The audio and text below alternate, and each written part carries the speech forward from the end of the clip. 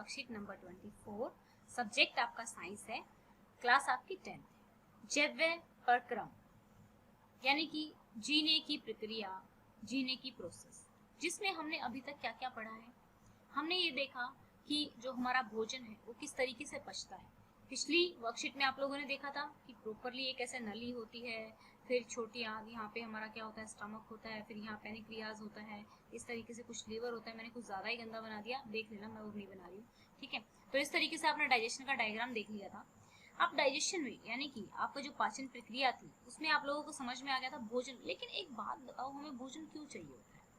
ठीक है, आप लोगों को क्या लगता है कि सांस लेना क्यों जरूरी है? आप सांस क्यों लेते हैं? आपको लगता है कि सांस लेना जरूरी है, हमें सांस आता रहेगा तो हम जिंदा है। नहीं बच्चा, अगर हम भोजन खाते रहेंगे तो हम जिंदा है, ठीक है। आप एक काम करके देखो, आप लोग मत करना ऐसा कि आप बहुत दिन तक भोजन मत खाइए, सांस अपने आप ही बंद हो जाएगा, सांस आना अपने आप ही बंद हो जाएगा, क्योंकि सांस लेने के लिए भी आपको एनर्जी की जरूरत होती है। तो जो श्वसन होता है, सांस लेने की प्रक्रिया को श्वसन बोलते हैं। तो हम सांस क्यों लेते हैं? ताकि हम भोजन से ऊर्जा उत्पन्न कर सकें, ठीक है। और जो सांस लेने की प्रक्रिया है उसमें हम क्या करते हैं, हम दो तरीके से, एक तरह से हमारे अंदर श्वसन होता है। एक तो गैसीय विनमन, विनमन का मतलब कि एक्सचेंज करना, ठीक है। हम क्या करते हैं, O2 ले लेते हैं और CO2 छोड़ देते हैं, ये तो गैसेज हो गई, तो ये गैसीय विनमन हो गया। वायुमंडल से ऑक्सीजन का सेवन, वायुमंडल से हम क्या ले लेते हैं, ऑक्सीजन ले लेते हैं और CO2 का उत्सर्जन कर देते हैं। अब कोशिका श्वसन, हमारा जब कोशिका के अंदर जब श्वसन होता है, यानी कि कोशिका के अंदर ऊर्जा उत्पन्न के लिए भोजन का विखंडन होना, भोजन का टूटना, ये चीज आपके लिए बहुत इंपॉर्टेंट है। अगर इस चैप्टर में से क्वेश्चन आएगा तो यही आ सकता है, ठीक है। वायवीय श्वसन, ठीक है, अवायवीय श्वसन, इसमें क्या होता है, ऑक्सीजन की उपस्थिति होती है, इसमें अनुपस्थिति होती है, ठीक है। ये हमारा जब ऑक्सीजन की उपस्थिति होगी तो माइटोकॉन्ड्रिया में होता है, और ये हमारी जो सेल होती है कोशिका द्रव्य में होता है। तो आप लोगों ने 9th क्लास में सेल चैप्टर पढ़ा था, कोशिका चैप्टर पढ़ा था, ठीक है। तो कोशिका, जिन जिन लोगों को याद है कोशिका के बारे में, तो वो लोग आगे इसको पढ़ सकते हैं। जो लोग पढ़ना चाहे तो 9th क्लास की वर्कशीट में अभी सेल चैप्टर ही चल रहा है, तो आप वहां से भी एक बार सेल का स्ट्रक्चर देख सकते हैं। मैंने अभी कराया है 2-3 वर्कशीट्स में ही, पिछली जो साइंस की वर्कशीट है, तो आपको अच्छे से समझ में आ जाएगा। तो जब यहाँ पर जो ऑक्सीजन की उपस्थिति में जो रिएक्शन होगी, ठीक है, जो वायवीय श्वसन होगा, उसमें CO2 और जल निकलेगा, क्योंकि हम O2 तो ले लेते हैं, CO2 छोड़ते हैं। ग्लूकोज का पूर्ण उपचयन होगा, यानी कि ग्लूकोज जो है पूरी तरीके से पच जाएगा, CO2 जल और ऊर्जा की मुक्ति होगी। ऊर्जा की मुक्ति कहाँ हुई? हमारे शरीर के अंदर हुई, वही ऊर्जा तो हमने यूज की। सेम इसी तरीके से इसमें क्या होता है, पूरा जो होता है अपूर्ण रहता है, उपचयन जो होता है अपूर्ण रहता है, और अंतिम जो प्रोडक्ट बनते हैं, जैसे यहाँ इसमें CO2 निकलता है, जल निकलता है, ऊर्जा निकलती है, ऊर्जा को हम यूज कर लेते हैं, CO2 को हम बाहर छोड़ देते हैं, एल्कोहल, ठीक है, एल्कोहल बनता है और लैक्टिक अम्ल बनता है। अब देखिए यहाँ पर CO2 और जिसमें इथेनॉल, लैक्टिक अम्ल या CO2 या ऊर्जा की मुक्ति होती है, कम ऊर्जा उत्पन्न होती है। ग्लूकोज का एक अणु, ठीक है, 2 ATP के तुल्य ऊर्जा को निकालता है। तो इसी तरीके से यहाँ पर ग्लूकोज का एक अणु जो होता है, क्योंकि ऑक्सीजन होती है, तो 36 ATP, ठीक है, 36 ATP तुल्य एनर्जी को निकालता है। तो यहाँ पे यही प्रोसेस जो है पूरी की पूरी ऊपर वाली यहाँ पे दी हुई है। देखो बच्चे, यहाँ से ध्यान से देखिए, ये हमारा ग्लूकोज है, ठीक है। ग्लूकोज के जब 6 कार्बन मॉलिक्यूल टूटेंगे, ठीक है, कोशिका द्रव्य में, कहाँ पे टूटेंगे, कोशिका द्रव्य में, तो वो पायरुवेट बनेंगे, जो कि 3 वायु में अण, जो कार्बन के अण है, प्लस ऊर्जा। अब यहाँ से डिसाइड करेंगे अगर ऑक्सीजन होगी, ये प्रोसेस तो सब में हो रही है, ठीक है।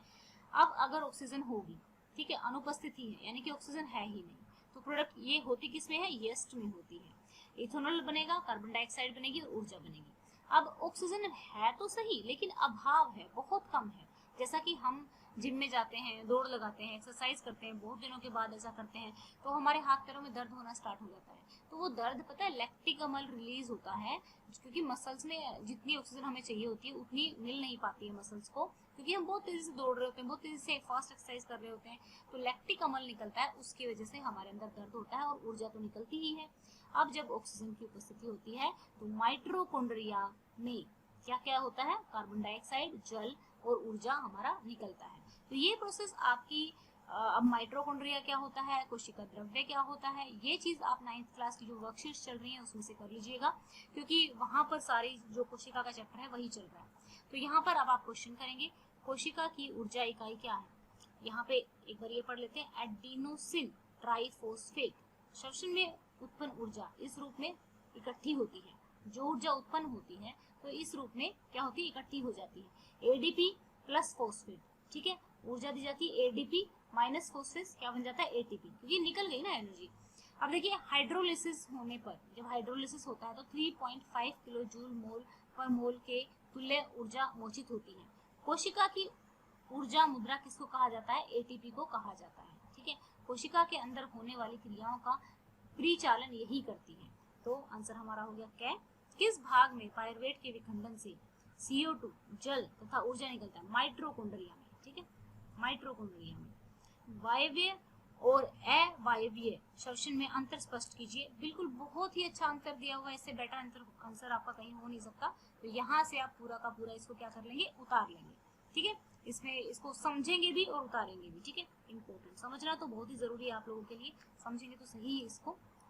अब नेक्स्ट देखिए, नेक्स्ट हम चलते हैं 4th क्वेश्चन। उन 3 पथ्यों की व्याख्या कीजिए जिसके द्वारा विभिन्न जीवों में ग्लूकोज का विखंडन होता है। तो ये पूरा डायग्राम आपको बना देना है, सुंदर सुंदर सा ये वाला डायग्राम, ठीक है, ये वाला डायग्राम।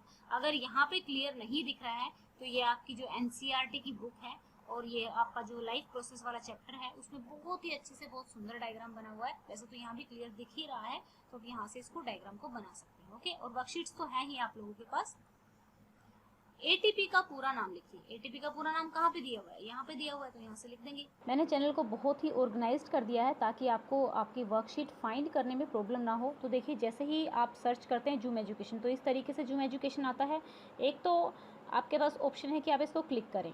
क्लिक करने के बाद ये आपको दिखाता है जूम एजुकेशन। जूम एजुकेशन के अदर चैनल जो 1st से 5th क्लास तक के चैनल हैं, और दूसरा जो बड़े बच्चों का चैनल है, ठीक है, ये दिखाता है। उसके बाद आप और नीचे जाएंगे तो सारी वो वीडियो दिखाएगा जो रिसेंटली विद इन 24 आवर्स में अपलोड हुई हैं आपकी जो वर्कशीट। उसके बाद देखिए यहाँ पर आप नीचे जाएंगे तो सभी वर्कशीट यानी कि 6th 7th 8th 9th 10th class की जितनी भी वर्कशीट अभी तक बनी है, पहले वाली में क्या है, सभी 6th to 8th क्लास की वर्कशीट, दूसरी वाली में 9th क्लास की वर्कशीट, और तीसरी वाली में आपकी 10th क्लास की वर्कशीट है। अगर आप और नीचे जाते हैं तो 9th क्लास का सब्जेक्ट वाइज प्लेलिस्ट बना दी है कि हिंदी की, इंग्लिश की, मैथ्स की, ठीक है ना, और साइंस की।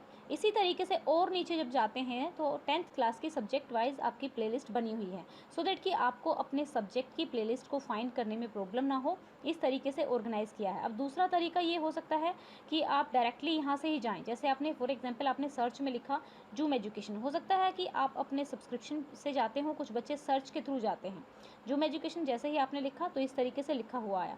तो सबसे पहले ये जो लेटेस्ट वीडियोज़ होती हैं वो दिखाता है, ठीक है। यहाँ इस एरो पे क्लिक करके आप देख सकते हैं कि कौन कौन सी वीडियो अभी, देखिए ये दिखा रहा है 3 आवर्स एगो, 5 आवर्स एगो, कितना दिखाया है, ठीक है। अगर इस यहाँ पे देखिए, फिर उसके बाद अगर आप नीचे जाएंगे तो ये सारी की सारी 10th क्लास की वर्कशीट सारी की सारी दिखा देगा। लेकिन जब भी आप चैनल पर जाओ तो यहाँ पे क्लिक करके जाना, क्योंकि यहाँ पे क्लिक करोगे तो आपके लिए ईजी हो जाएगा मूव करना। जैसे ही नीचे जाओगे आप चैनल से थोड़ा सा अंदर की तरफ जाते हो तो आपको जो अपलोड्स हैं, जो अभी अपलोड हुए हैं वो दिखा देगा। आपकी क्लास वाइज मैंने इसको ऑर्गेनाइज कर दिया सो दैट कि आपकी वर्कशीट, आपको कोई पिछली वर्कशीट, फॉर एग्जांपल आप अपनी 6th to 8th क्लास की कोई वर्कशीट देखना चाहते हैं तो 6th 8th क्लास की आपकी सारी देखिए 46 45 Hindi English medium English medium English medium Hindi medium, तो ये सारी की सारी आपकी वर्कशीट यहाँ पर डली हुई हैं। ये आपके लिए ईजी हो जाएगा मूव करना, इसीलिए मैंने ये सेक्शंस बना दिए, आप ऐसे मूव कर सकते हैं। ये हो गई हमारी आज की वर्कशीट। आई होप आपको चीज़ें अच्छे से समझ में आई होंगी और आप लोगों को ये लेक्चर भी अच्छा लगा होगा। देखो बच्चा, वीडियो को पूरा देखा करो, वीडियो को अगर पूरा नहीं देखोगे तो कुछ भी चीज़ें समझ नहीं आएंगी।